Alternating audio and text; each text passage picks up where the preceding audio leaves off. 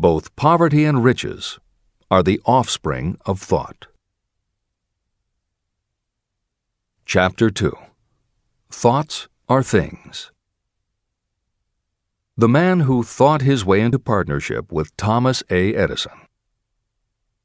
Truly, thoughts are things, and powerful things, when they are mixed with definiteness of purpose, persistence, and a burning desire for their translation into riches or other material objects. Some years ago, Edwin C. Barnes discovered how true it is that you really can think and grow rich. His discovery did not come about at one sitting. It came little by little, beginning with a burning desire to become a business associate of the great Thomas Edison. One of the chief characteristics of Barnes' desire was that it was definite. He wanted to work with Edison, not for him. Pay close attention to the story of how he turned his desire into reality, and you'll have a better understanding of the principles that lead to riches. When this desire, or this thought, first flashed into his mind, he was in no position to act upon it. Two problems stood in his way. He did not know Mr. Edison, and he did not have enough money to buy a train ticket to West Orange, New Jersey, where the famed Edison Laboratory was located. These problems would have discouraged the majority of people from making any attempt to carry out the desire. But his was no ordinary desire. The Inventor and the Tramp. Edwin C. Barnes presented himself at Mr. Edison's laboratory and announced that he had come to go into business with the inventor. Years later, in speaking about that first meeting, Mr. Edison said about Barnes, "He stood there before me looking like an ordinary tramp, but there was something in the expression of his face which conveyed the impression that he was determined to get what he had come after. I had learned from years of experience with men that when a man really desires a thing so deeply that he is willing to stake his entire future on a single turn of the wheel in order to get it, he is sure to win. I gave him the opportunity he asked for, because I saw he had made up his mind to stand by until he succeeded. Subsequent events proved that no mistake was made." It could not have been the young man's appearance that got him his start in the Edison office. That was definitely against him. It was what he thought that counted. Barnes did not get his partnership with Edison on his first interview. What he did get was a chance to work in the Edison offices at a very nominal wage. Months went by. Nothing happened to bring nearer the goal that Barnes had set as his definite major purpose. But something important was happening in Barnes' mind. He was constantly intensifying his desire to become the business associate of Edison. Psychologists have correctly said, when one is truly ready for a thing, it puts in its appearance. Barnes was ready for a business association with Edison, and he was determined to remain ready until he got what he was seeking. He did not say to himself, well, what's the use? I guess I'll change my mind and try for a salesman's job. But he did say, I came here to go into business with Edison, and I'll accomplish my goal if it takes the remainder of my life. He meant it. What a different story people would tell if only they would adopt a definite purpose and stand by that purpose until it had time to become an all-consuming obsession. Maybe young Barnes did not know it at the time, but his bulldog determination and his persistence in focusing on a single desire was destined to mow down all opposition and bring him the opportunity he was seeking. When the opportunity came, it appeared in a different form and from a different direction than Barnes had expected. That is one of the tricks of opportunity. It has a sly habit of slipping in by the back door, and often it comes disguised in the form of misfortune or temporary defeat. Perhaps this is why so many people fail to recognize opportunity. Mr. Edison had just perfected a new device, known at that time as the Edison dictating machine. His salesmen were not enthusiastic about the machine. They did not believe it could be sold without great effort. Barnes saw his opportunity. It had crawled in quietly, hidden in a queer-looking machine that interested no one but Barnes and the inventor. Barnes knew he could sell the Edison dictating machine, and he told Edison so. Edison decided to give him his chance. and Barnes did sell the machine. In fact, he sold it so successfully that Edison gave him a contract to distribute and market it all over the nation. Out of that business association, Barnes made himself rich in money, but he did something infinitely greater. He proved that you really can think and grow rich. How much actual cash that original desire of Barnes was worth to him, I have no way of knowing. Perhaps it brought him $2 or $3 million. Editor's comment: $3 million in the early years of the 20th century would be comparable to more than $50 million in terms of buying power at the beginning of the 21st century. This is the end of the editor's comment. But the amount becomes insignificant compared with the greater asset he acquired: the definite knowledge that an intangible impulse of thought can be transmuted into material rewards by the application of known principles.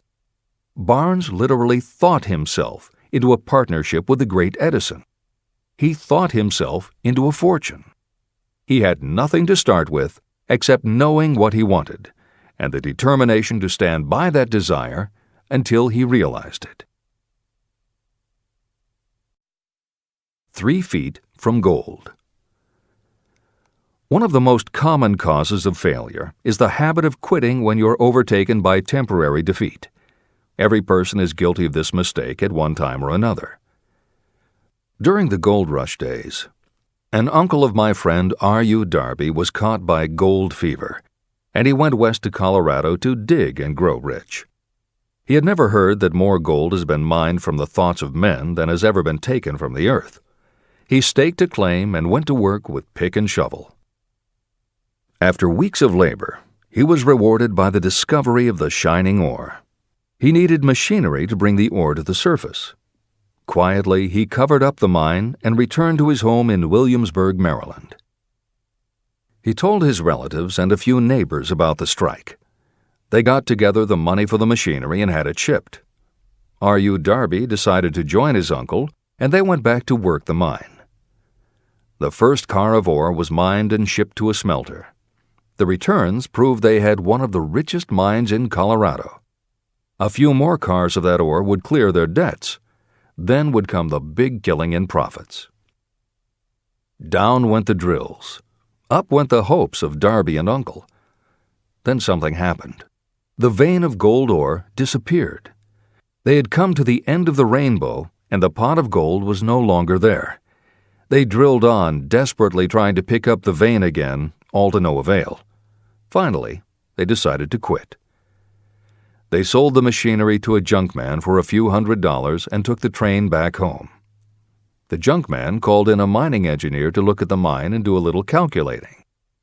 The engineer advised that the project had failed because the owners were not familiar with fault lines. His calculations showed that the vein would be found just 3 feet from where the Darbys had stopped drilling. And that is exactly where it was found. The junkman took millions of dollars in ore from the mine because he knew enough to seek expert counsel before giving up.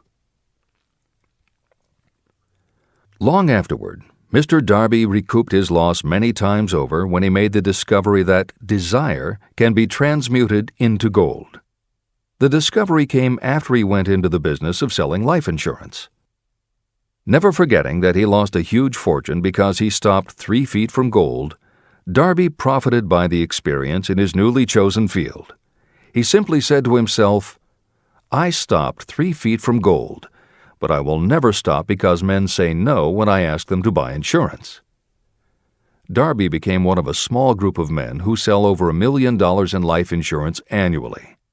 He owed his stickability to the lesson he learned from his quitability in the gold mining business. Before success comes in anyone's life, that person is sure to meet with much temporary defeat, and perhaps some failure. When defeat overtakes a person, the easiest and most logical thing to do is to quit. That is exactly what the majority of people do. More than 500 of the most successful people this country has ever known told me their greatest success came just one step beyond the point at which defeat had overtaken them. Failure is a trickster with a keen sense of irony and cunning. It takes great delight in tripping you just when success is almost within reach. Editor's comments. Napoleon Hill's creed, "Every failure brings with it the seed of an equivalent success," was the inspiration for entrepreneur and motivational speaker Wayne Allen Root to write his book, The Joy of Failure.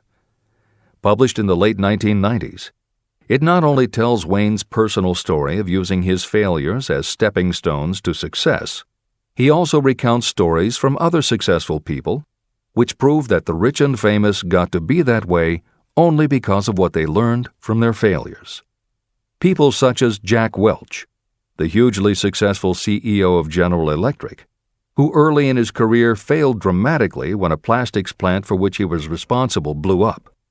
Billionaire Charles Schwab was a failure at school and university, flunking basic English twice due to a learning disability, and then failed on Wall Street more than once before he thought of the idea that grew to make him very rich indeed. Sylvester Stallone, Bruce Willis, Oprah Winfrey, Bill Clinton, Stephen Jobs, Donald Trump, and a host of other equally well-known achievers all had to fail in order to learn the lessons that ultimately made them successes. Every one of them was a failure, but none of them was defeated. Charles F. Kettering, who patented more than 200 inventions including the automobile ignition, the spark plug, Freon for air conditioners, and the automatic transmission, said, "From the time a person is 6 years old until he graduates from college, he has to take 3 or 4 examinations a year. If he flunks once, he is out. But an inventor is almost always failing. He tries and fails maybe 1,000 times. If he succeeds once, then he's in."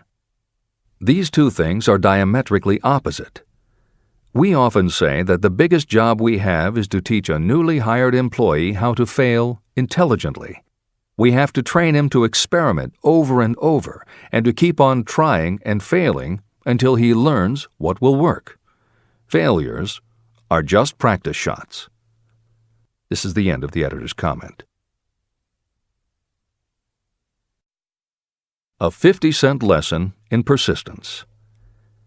Shortly after Mr. Darby received his degree from the University of Hard Knocks, he witnessed something that proved to him that no does not necessarily mean no. One afternoon, he was helping his uncle grind wheat in an old-fashioned mill. The uncle operated a large farm on which a number of sharecropper farmers lived. Quietly, the door was opened, and a small child, the daughter of a tenant, walked in and took her place near the door. The uncle looked up, saw the child, and barked at her roughly, "What do you want?" Meekly, the child replied, "My mom says to send her 50 cents. "I'll not do it," the uncle retorted. "Now you run on home." But she did not move. The uncle went ahead with his work, not noticing that she did not leave. When he looked up again and saw her still standing there, he said, "I told you to go on home. Now go or I'll take a switch to you." But she did not budge. The uncle dropped a sack of grain he was about to pour into the mill hopper and started toward the child. Darby held his breath. He knew his uncle had a fierce temper. When the uncle reached the spot where the child was standing, she quickly stepped forward one step, looked up into his eyes, and screamed at the top of her voice, "My mom's got to have that 50 cents!" The uncle stopped, looked at her for a minute, put his hand in his pocket, took out $50, and gave it to her. The child took the money and slowly backed toward the door, never taking her eyes off the man whom she had just conquered. After she had gone, the uncle sat down on a box and looked out the window into space for more than 10 minutes. He was pondering, with awe, over the whipping he had just taken. Mr. Darby, too, was doing some thinking. This was the first time in all his experience that he had seen a child deliberately master an adult. How did she do it? What happened to his uncle that caused him to lose his fierceness and become as docile as a lamb? What strange power did this child use that made her master of the situation? These questions flashed into Darby's mind, but he did not find the answer until years later when he told me the story. Strangely, the story of this unusual experience was told to me in the old mill on the very spot where the uncle took his whipping. As we stood there in that musty old mill, Mr. Darby repeated the story and finished by asking, "What can you make of it? What strange power did that child use that so completely whipped my uncle?" The answer to his question will be found in the principles described in this book. The answer is full and complete. It contains enough details and instructions for you to understand and apply the same force that the little child accidentally stumbled upon. Keep your mind alert, and you will learn exactly what strange power came to the rescue of the child. You may catch a glimpse of the power in this chapter, or it may flash into your mind in some later chapter. If you stay alert to the possibility, somewhere you will find the idea that will quicken your receptive powers and place at your command this same irresistible power. It may come in the form of a single idea, or it may come as a complete plan or a purpose. It may even cause you to go back over your past experiences of failure or defeat, and in doing so, it may bring to the surface some lesson by which you can regain all that you lost through defeat. After I had explained to Mr. Darby the power unwittingly used by the little child, he mentally retraced his 30 years as a life insurance salesman. As he did so, it became clear to him that his success was due, in no small degree, to the lesson he had learned from the child. Mr. Darby pointed out, "Every time a prospect tried to bow me out without buying, I saw that child standing there in the old mill, her big eyes glaring in defiance, and I said to myself, 'I've got to make this sale.' The better portion of all sales I have made were made after people had said no." He also recalled his mistake in having stopped only 3 feet from gold. "But," he said, "that experience was a blessing in disguise. It taught me to keep on keeping on, no matter how hard the going may be.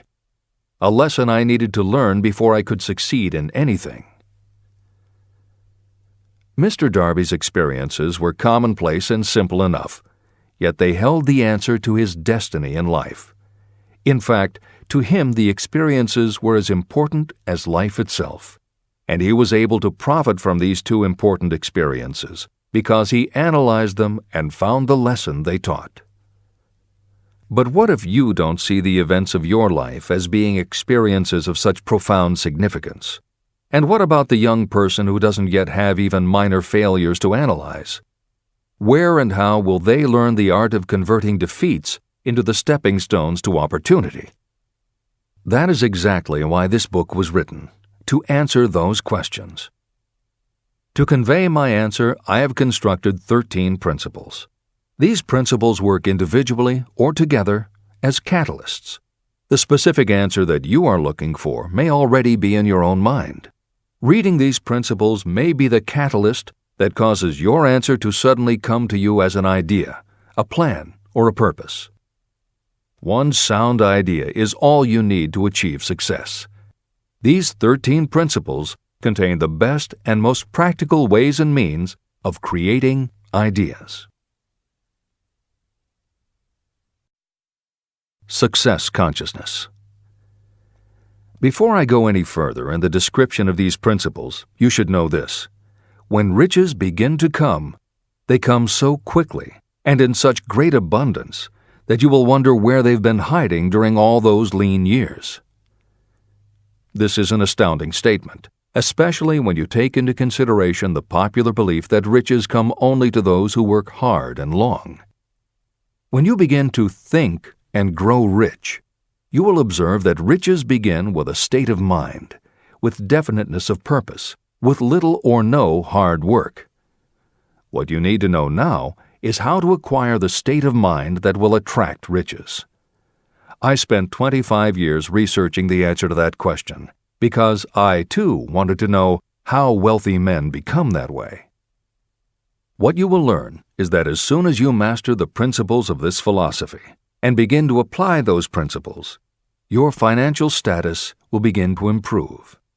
Everything you touch will begin to transmute itself into an asset for your benefit. Impossible? Not at all. One of the main weaknesses the average person suffers is too much familiarity with the word impossible. We know all the rules that will not work. We know all the things that cannot be done. This book was written for those who seek the rules that have made others successful and are willing to stake everything on those rules. Success comes to those who become success conscious. Failure comes to those who allow themselves to become failure conscious. The object of this book is to help you learn the art of changing your mind from failure consciousness to success consciousness. Another weakness is the habit of measuring everything and everyone by your own impressions and beliefs. Some of you reading this will have trouble believing that you can think and grow rich because your thought habits have been steeped in poverty, misery, failure, and defeat. This kind of thinking reminds me of the story about the man who came from China to study at the University of Chicago. One day, President Harper met this young man on campus and stopped to chat with him for a few minutes. He asked what had impressed him as being the most noticeable characteristic of the American people. "Why," the student exclaimed, "the unusual shape of your eyes." It's all a matter of perspective and habit. The same is true of your belief in what a person can achieve. If you have formed the habit of seeing life only from your own perspective, you may make the mistake of believing that your limitations are in fact the proper measure of limitations. The impossible Ford V8 motor. When Henry Ford decided to produce his famous V8 motor, he chose to build an engine with the entire 8 cylinders cast in one block. Ford instructed his engineers to produce a design for the engine. The design was drawn up on paper, but the engineers agreed to a man that it was simply impossible to cast an 8-cylinder engine block in one piece. Ford said, "Produce it anyway." But they replied, "It's impossible." "Go ahead," Ford commanded, "and stay on the job until you succeed, no matter how much time is required." So the engineers went ahead. 6 months went by. Nothing happened. Another 6 months passed, and still nothing. The engineers tried every conceivable plan to carry out the orders, but the thing seemed out of the question. Impossible. At the end of the year, Ford again checked with his engineers, and again they told him they had found no way to carry out his orders. "Go right ahead," said Ford. "I want it, and I'll have it." They went ahead. And then, as if by a stroke of magic, the secret was discovered. The Ford determination had won once more. Henry Ford was a success because he understood and applied the principles of success. One of these principles is desire, knowing clearly what you want. Remember this Ford story as you continue reading this book. Pick out the lines in which the secrets of his stupendous achievement have been described. If you do this, if you can put your finger on those particular principles that made Henry Ford rich, you may equal his achievements in almost any calling for which you are suited. Editor's comments. To those readers who may interpret Ford's actions as nothing more than obstinacy, the editors would point out that he was employing a technique that has become a common part of strategic planning in many industries, including aerospace, computers, medicine, and the military. When launching large, complicated, long-term projects, the planners often know that at certain points along the way they will need components that simply do not yet exist. The fact that at the beginning there is no way to get from A to B does not deter them. There are many parts of the project they can get started on now, and they just assume that by the time they get to the point where they will need a technology or a device, they will have solved the problem of making it, and they have been proven right time and again. Stated simply, the technique is to clearly know what you want to accomplish, have faith in your ability to do it, and persist until you have accomplished your goal. This is the end of the editor's comments. Why you are the master of your fate.